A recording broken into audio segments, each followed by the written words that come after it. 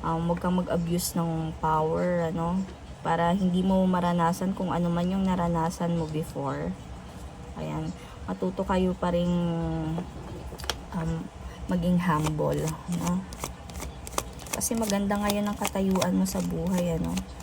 Meron man iba dito ay nararanasan na paghihirap pero nakakaahon pa rin, ano.